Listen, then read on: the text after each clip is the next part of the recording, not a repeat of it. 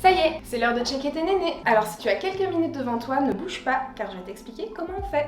Moi c'est Solène, j'ai 25 ans, je suis ambassadrice chez Jeune et Rose Pays de la Loire et j'ai eu un cancer du sein quand j'avais 23 ans que j'ai découvert justement en me palpant les seins. Alors si tu es prêt à tout apprendre sur l'auto-examen mammaire, je vais t'expliquer tout ça. Alors qu'est-ce que l'auto-examen mammaire? C'est tout simplement un geste de bienveillance que l'on fait envers sa propre poitrine pour s'assurer que celle-ci va bien, qu'elle est en pleine santé.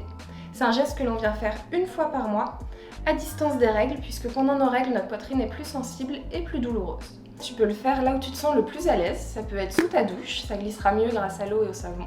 Ça peut être dans ton lit, pour les poitrines plus généreuses, c'est peut-être plus facile puisque la glande mammaire est mieux étalée. Ou sinon, ça peut aussi être juste dans ta salle de bain. Mais du coup, concrètement, comment on fait ? Alors la toute première chose à faire, ça va être de se placer devant un miroir, les bras en l'air, et puis on se regarde. Donc on regarde de face et de profil, de chaque côté, pour bien voir les aisselles. Et finalement, il existe plein de symptômes visuels du cancer du sein. Donc ce à quoi il faut être très attentif, c'est qu'il n'y ait pas de changement soudain et qu'ils ne partent pas. Si c'est le cas, on file consulter.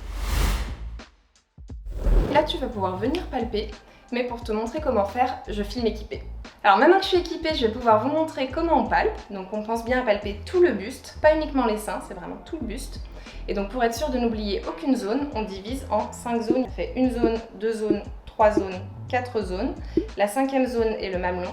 Cette 5e zone, on vient la pincer légèrement. Le but, c'est pas de se faire mal, on veut juste vérifier qu'il n'y ait pas d'écoulement. Et dans chacune des zones qu'on vient de définir, on prend 3 doigts comme ceci.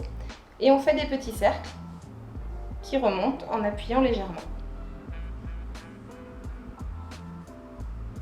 Donc on vérifie qu'il n'y ait pas de grosseur ou de petits pépins de citron. On fait la même chose évidemment de l'autre côté, sans oublier chaque aisselle. Et on recommence le mois prochain. Alors ça y est, tu connais tous les secrets de l'auto-examen mammaire, alors à toi de jouer. Je viens d'expliquer une méthode, à toi de te l'approprier. En tous les cas, ce qu'il faut que tu gardes en tête, c'est de toujours le faire avec bienveillance. Tu le fais une fois par mois. Tu penses à bien palper tout ton buste et en étant attentif aux changements qui peuvent être soudains et qui durent dans le temps. Alors évidemment, ça ne vient pas remplacer les gestes d'un professionnel, donc on conserve un suivi gynécologique qui soit fait soit par une sage-femme, soit par un gynéco. Et puis sachez que pour les testicules, c'est la même chose. On palpe, on regarde et on le fait une fois par mois. Donc prenez soin de vous, de vos seins ou de vos testicules.